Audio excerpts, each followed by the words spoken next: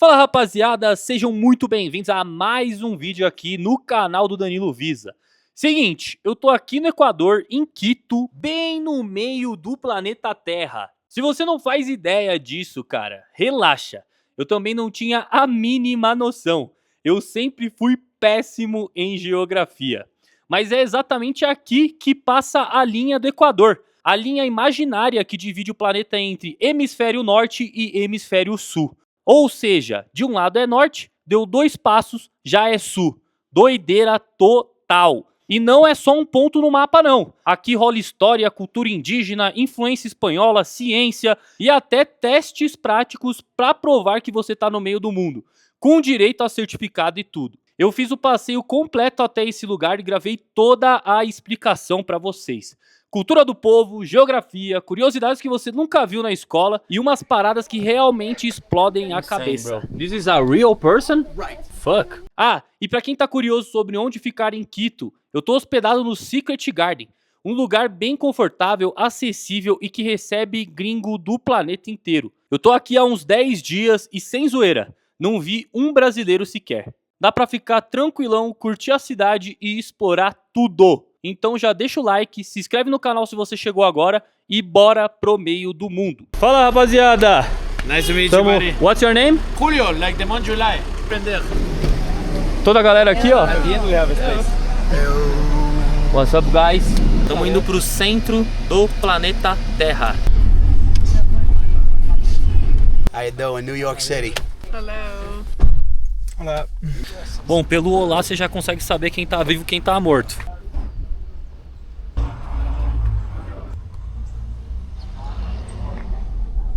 So here is the Ecuadorian line. Exactly here is the 00 point.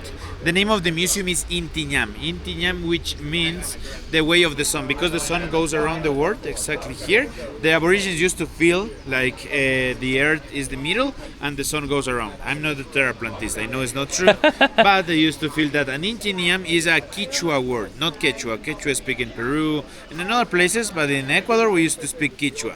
So here is the middle of the world, and the Aborigines used to know that as well. Bom, de acordo com o guia, carne de lhama vale a pena. Vamos provar, hein?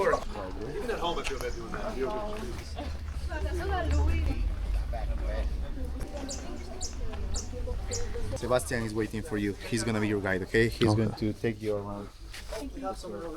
Hey guys, hey there, nice to meet you. Go in here, please. Go in here, guys. Over there at the corner, you'll find some real and live guinea pigs. If you want to take a look of them, you can go. That's a good idea. Porquinho da Índia, bem conhecido no Brasil. Só que aqui, guinea pig é comida no prato. Olha ele assado aí.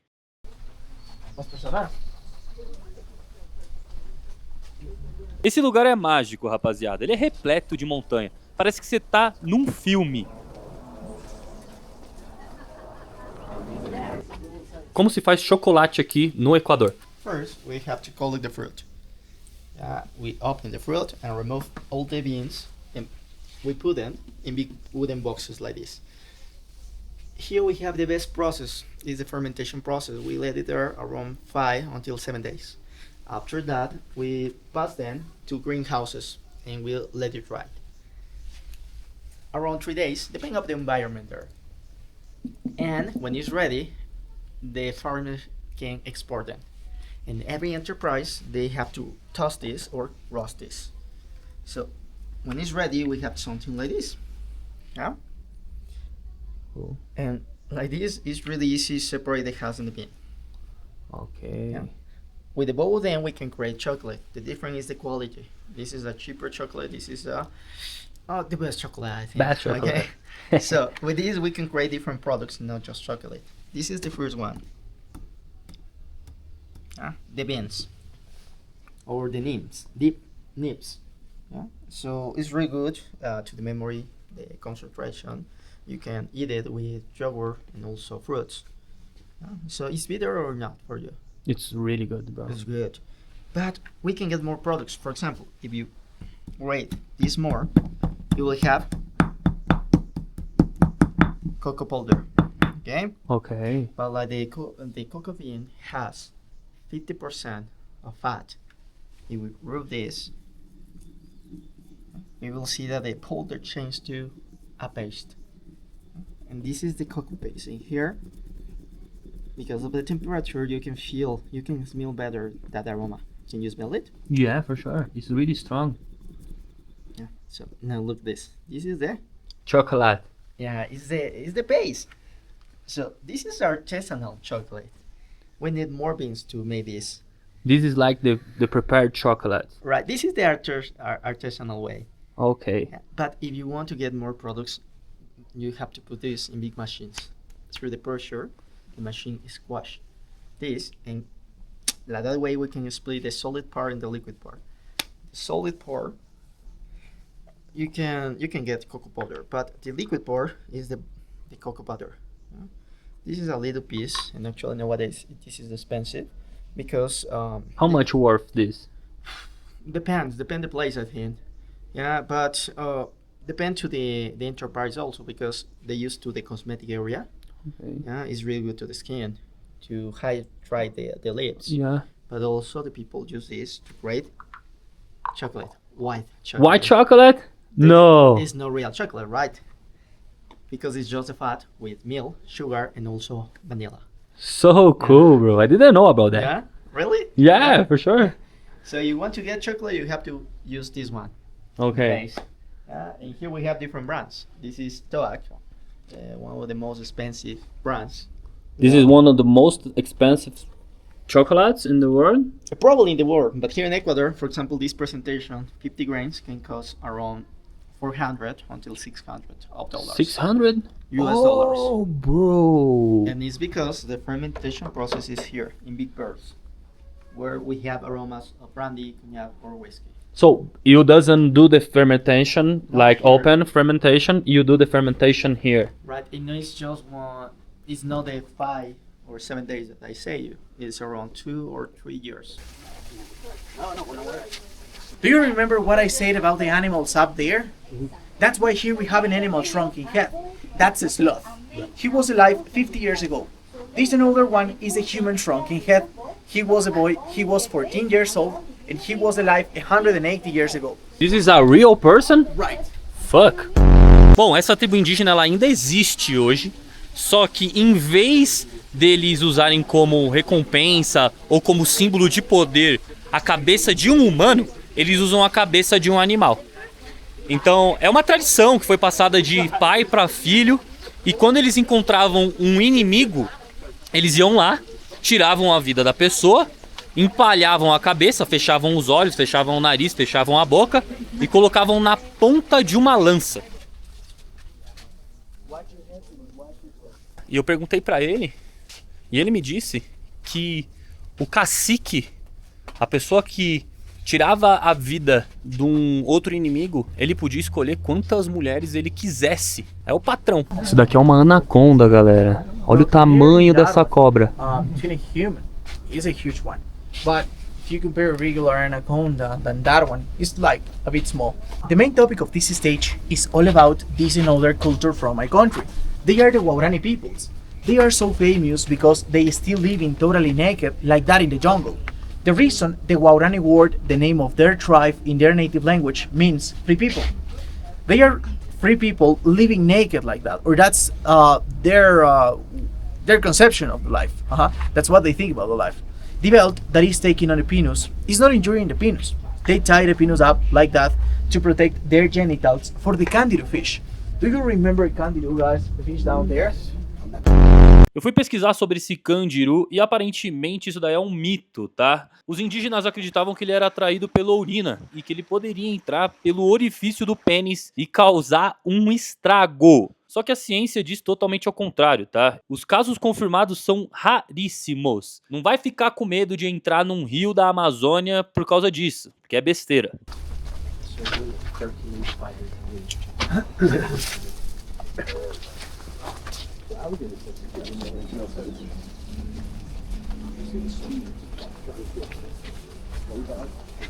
Só pra explicar pra vocês, ó, essa daqui é a linha do Equador.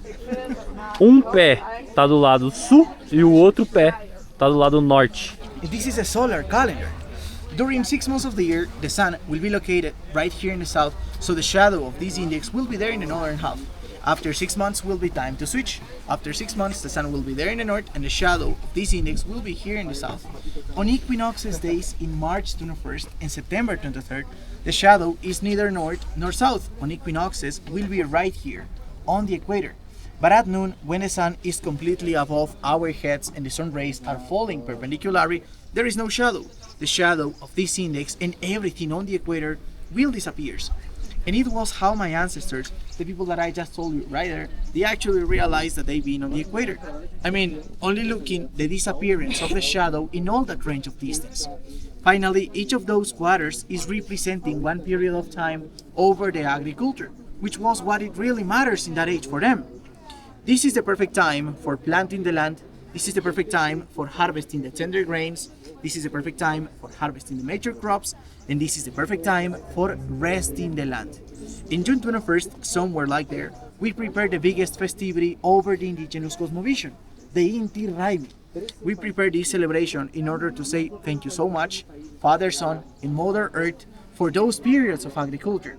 So we are basically thanking for this, and that's why this is considered as the Thanksgiving Day for the indigenous people in the highlands. This is the Andean Thanksgiving Day. Guys, this tool is a sundial. On the equator, the sundial looks like this one. Has two faces. One face heading the northern hemisphere and one face heading the southern hemisphere by the same purpose than this one. So guys, us, the people who is standing in the south, could you tell me, is it possible to see the shadow over there on the face of the sundial? What about you guys? Is it possible to see the shadow of this index on the surface of the sundial? Not really, it's full by shade. Now let's switch. Exactly, we gotta switch.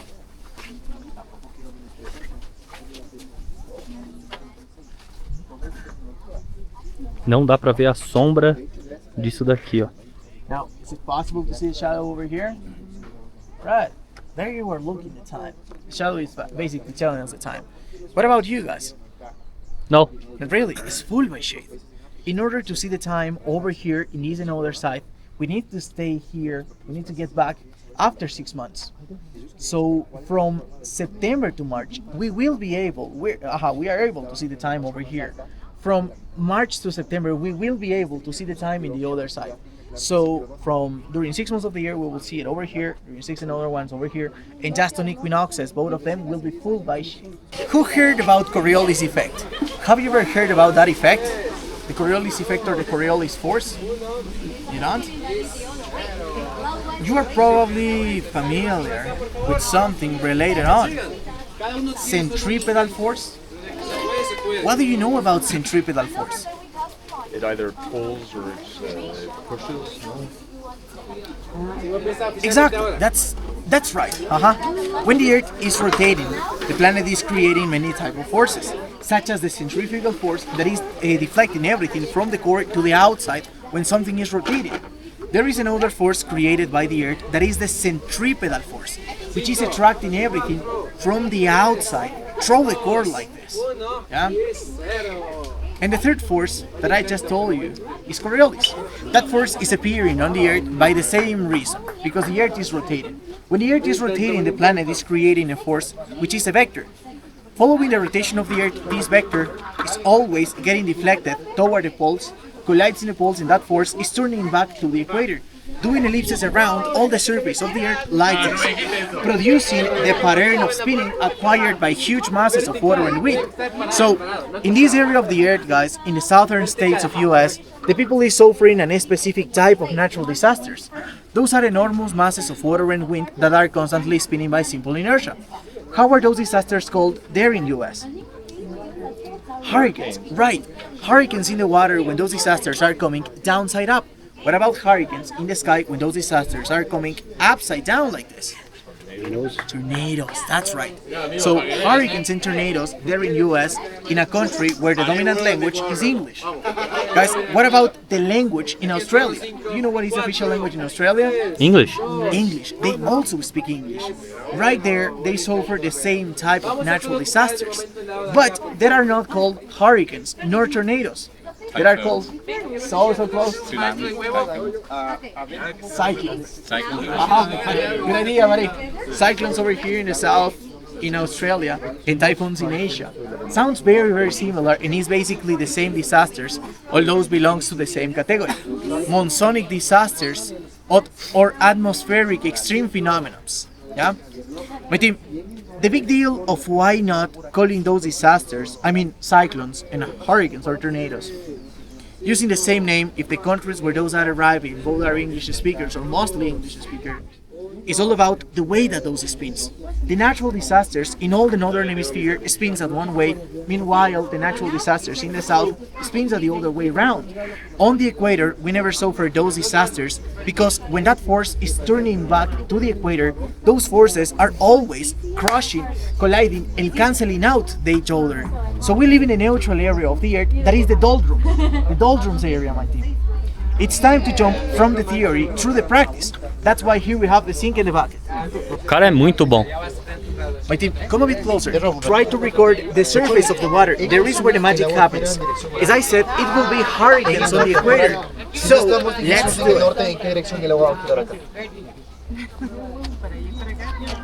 Are you guys ready? Yes. Here we go.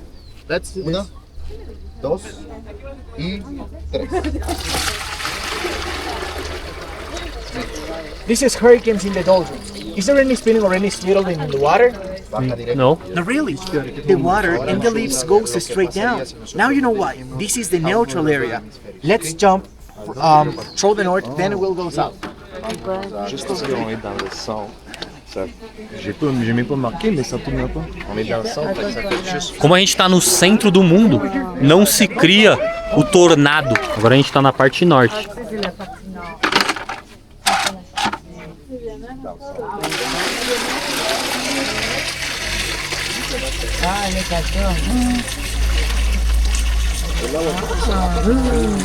Insane.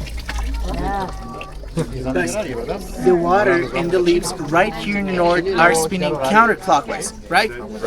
So in the south it must be clockwise, right? Let's find out in the other side. Let's find out in the southern hemisphere. Let's go through the south. Vámonos, let's go. Agora vamos ver no lado sul. Mis amigos, once again, now we are in the southern hemisphere where it should be clockwise, right? Let's see it in the south.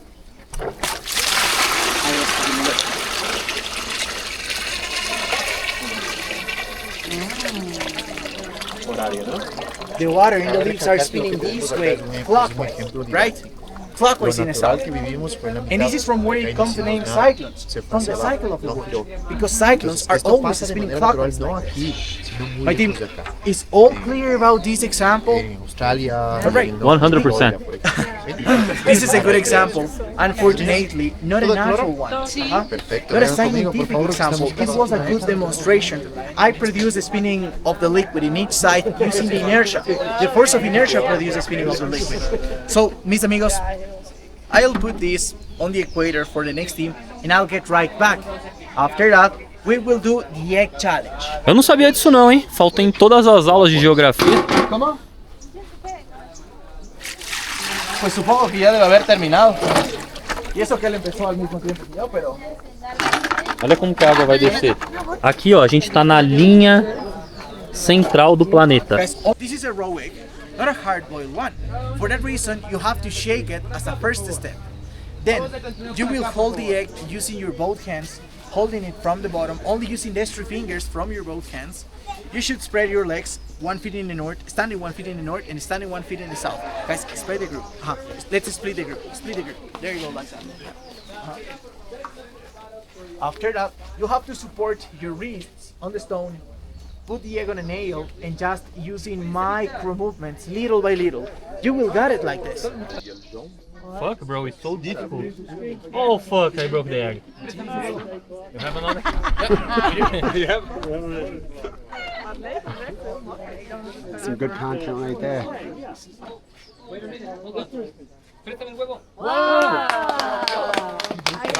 I was not kidding down there about this. Here I have your Rake Master certificates. So it's time to claim it. Okay. Tá lá, certificado em Master Equatoriano. É isso. Não espero menos que isso. Please, February 3rd, 2026. Bom, rapaziada, agora vocês estão falando com um master, né? Sou master equatoriano. Eu espero que vocês tenham gostado do vídeo. Aqui na linha que divide o planeta Norte e Sul. Não deixa de se inscrever no canal, curtir o vídeo. Um beijo no coração e tamo junto. Vengan y visiten Ecuador.